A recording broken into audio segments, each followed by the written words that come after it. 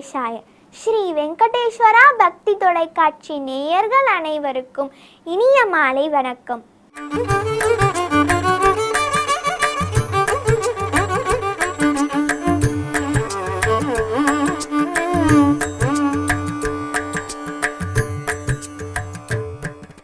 இன்று 5ஆம் பாசுரம். மாயனை மண்ணு வடமதுரை மைந்தனை தூய பெருநீர் யமுனை துறைவனை. இந்த பாசுரத்தை கேட்போமா? மாயனை மண்ணு வட மதுரை மைந்தனை தூய பெருநீர் யமுனை துறைவனை ஆயர் குலத்தினில் தோன்றும் அணி விளக்கை தாயை குடல் விளக்கம் செய்த தாமோதரனை தூயோமாய் வந்து நாம் தூமலர் தூவி தொழுது வாயினால் பாடி மனத்தினால் சிந்திக்க போய பீழையும் போக்கு தருவான் நின்றனவும் தீயினில் தூசாகும் செப்பேனோரும் பாவாய்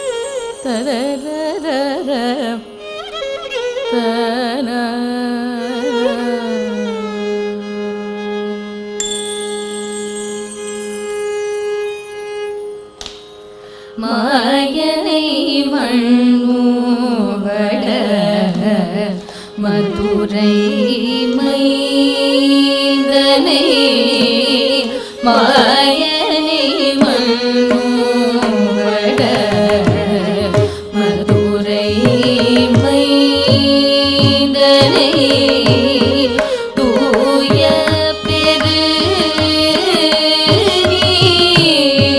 யமுனை துறைவனை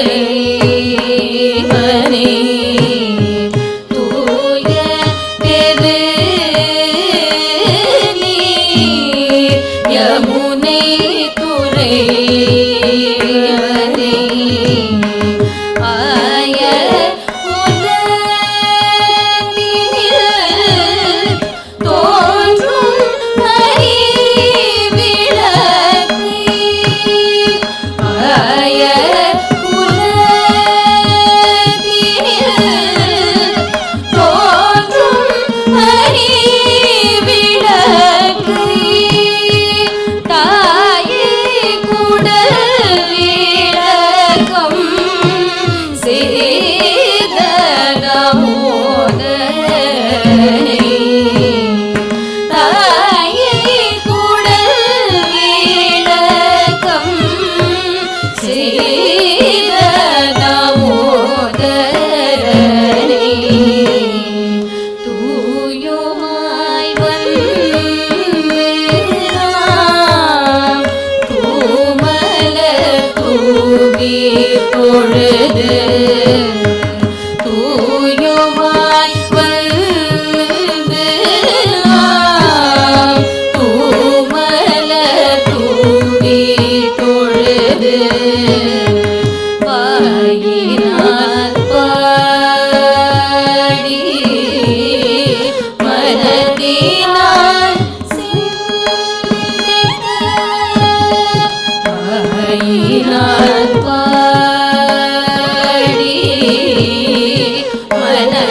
வாயினால் சிந்திக்க போய பிழையும் புகுந்தருவான் நின்றதவும் போய பிழையும் புகுந்தருவான் நின்றதவும்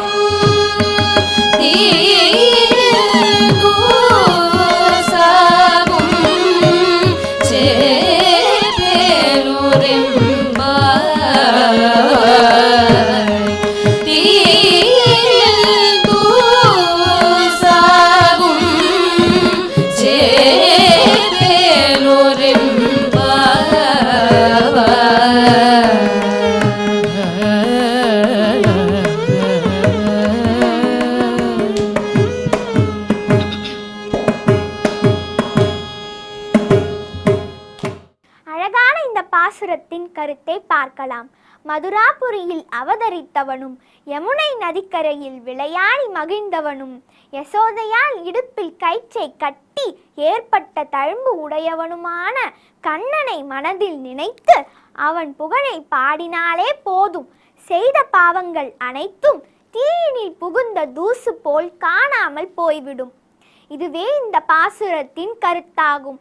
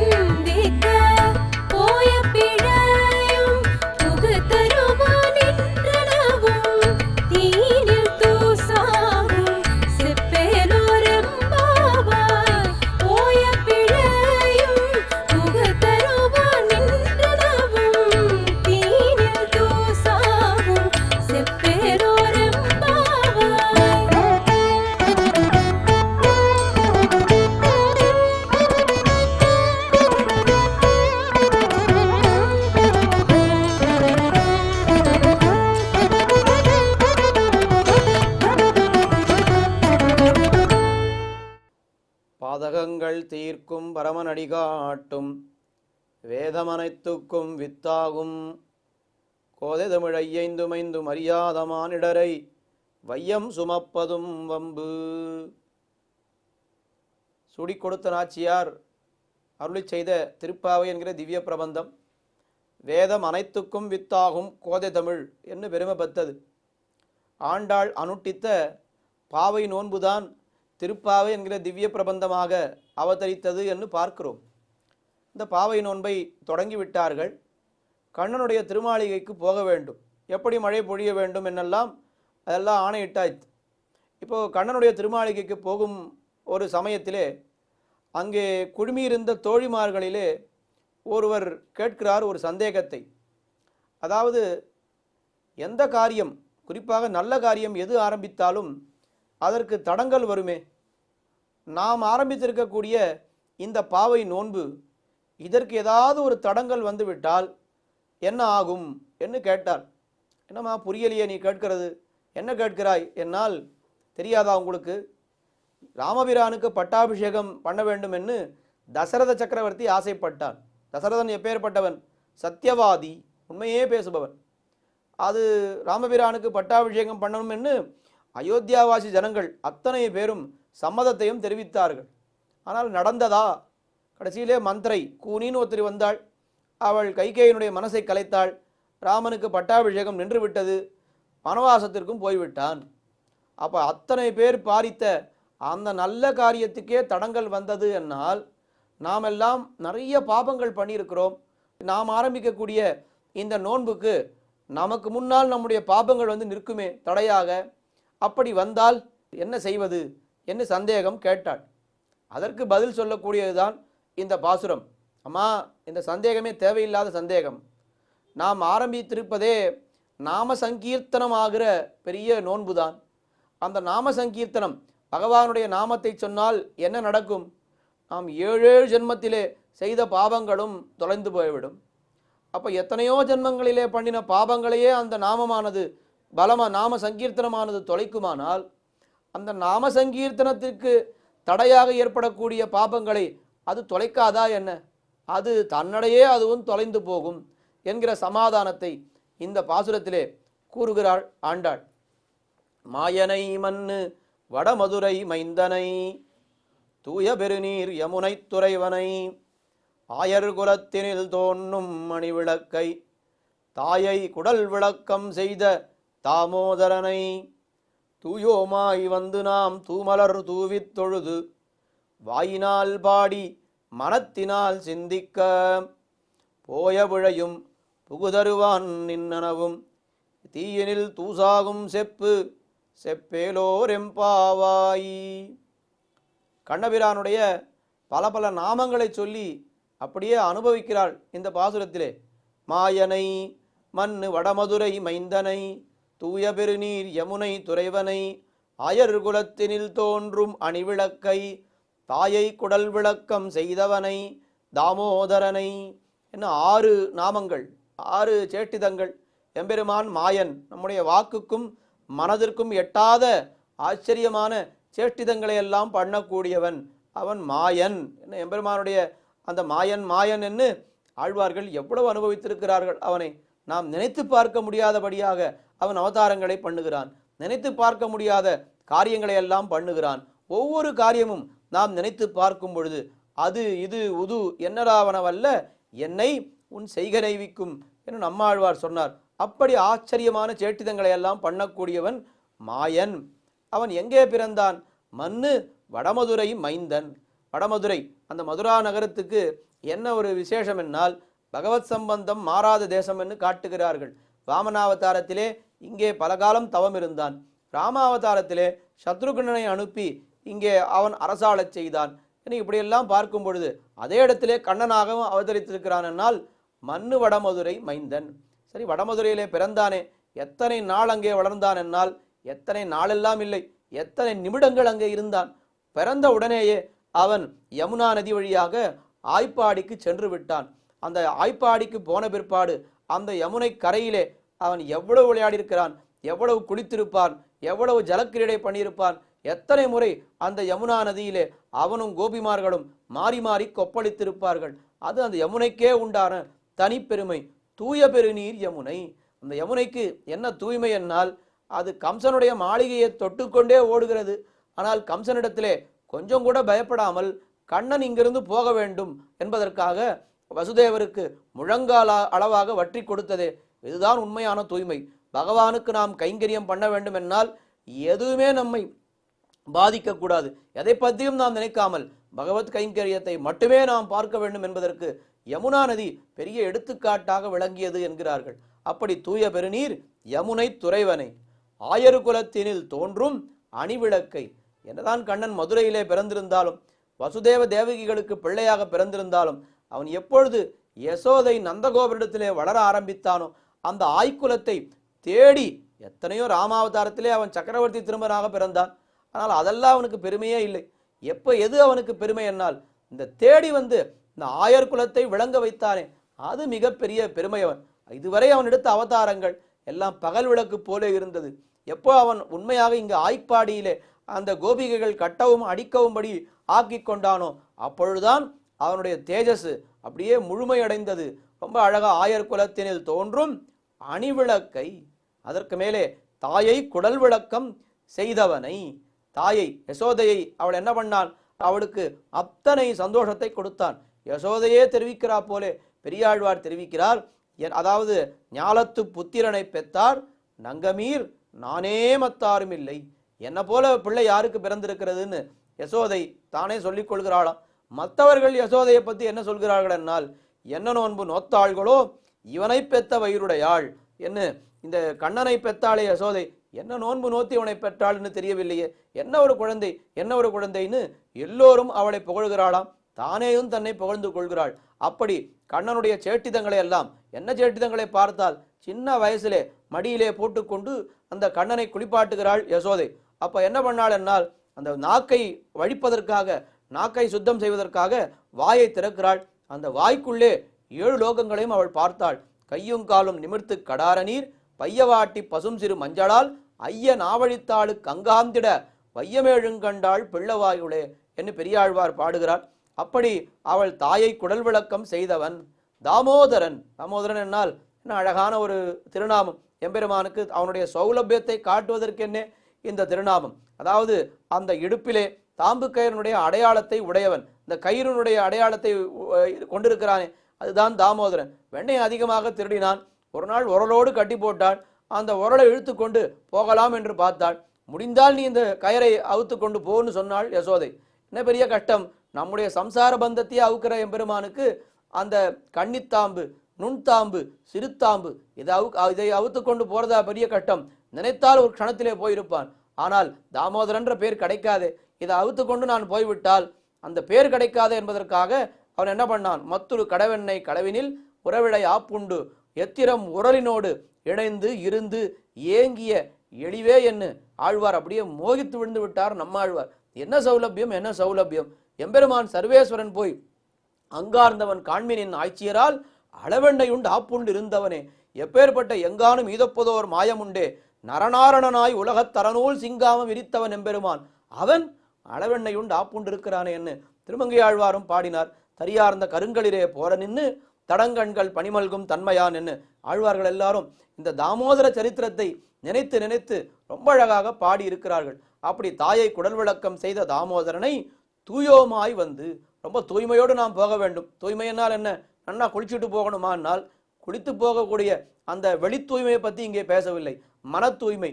எம்பெருமானிடத்திலே போய் வேறொரு வஸ்துவை நாம் கேளாமல் இருக்க வேண்டும், அவனையே நாம் கேட்க வேண்டும். உனக்காகவே நாம் வந்தோம் என்று சொன்னால் அதுதான் தூய்மை. தூமலர் தூவி தொழுது, தூய மலர்களாலே எம்பெருமானுக்கு அந்த புஷ்பங்களாலே அர்ச்சனை பண்ண வேண்டும். வாயினால் பாடி மனத்தினால் சிந்திக்க. வாய் படைத்த பயன் அவனை பாடுவது, மனம் படைத்த பயன் அவனை சிந்திப்பது. மனோவா காயங்கள் என்று முக்கரணங்களாலும் எம்பெருமானையே நாம் அனுபவிக்க வேண்டும், எம்பெருமானையே நாம் நினைக்க வேண்டும் என்று சொல்கிறார்கள். அப்படி நாம் பண்ணினால் போய பிழையும் புகுதருவான் நின்னரவும். எத்தனையோ ஜென்மங்களிலே நாம் பண்ணியிருக்கிற பாபங்களும் இனிமேல் பட்டு நாம் பண்ணக்கூடிய, நம்மையும் அறியாமல் பண்ணக்கூடிய பாபங்களும் தீயினில் தூசாகும், நெருப்பிலிட்ட பஞ்சு போலே உருவாய்ந்து போகும் என்று இந்த பாசுரத்திலே தெரிவிக்கிறார்கள். அதாவது எம்பெருமானை நினைத்தால், நாம் வாயினால் பாடி மனத்தினால் சிந்தித்தால் நம்முடைய பாபங்கள் எல்லாம் தொலையும் என்று இந்த பாசுரத்திலே தெரிவிக்கிறாள் ஆண்டாள். இந்த பாசுரத்திலே உணர்த்தப்படுகின்ற திவ்ய தேசம் மற்ற பாசுரங்களைப் போலே நாம் தேடி தேடி பார்க்க வேண்டாம். ஸ்பஷ்டமாக மண்ணு வடமதுரை மைந்தனை என்ன, வடமதுரையிலே எம்பெருமான் பிறந்தானே, வடமதுரை என்பது விபவாவதாரத்தோடும் சம்பந்தம் இருக்கிறது. 108 திவ்ய தேசங்களிலேயும் ஒரு திருப்பதியாக வடமதுரை திகழ்கிறது. இன்னைக்கும் நாம் வடதேச யாத்திரை போனால் வடமதுரையிலே அவன் பிறந்த இடம், இந்த காராகிருகம் சிறைச்சாலைன்னு சொல்கிறார்களே, அங்கே போய் தானே கண்ணபிரான் பிறந்த இடமான்னு நாம் பார்க்கிறோம். அப்போ அது ஒரு திவ்ய தேசம். வடமதுரை என்பது ஒரு திவ்ய தேசம். அந்த வடமதுரை மைந்தனை என்று ரொம்ப ஸ்பட்டமாகவே ஆண்டாள் குறித்து விட்டாள் இந்த பாசுரத்திலே என்று காஞ்சி சுவாமி காட்டியிருக்கிறார். தொடர்ந்து அனுபவிப்போம். ஆண்டாள் திருவடிகளே சரணம். ஆழ்வார் எம்பெருமானார் ஜீயர் திருவடிகளே சரணம்.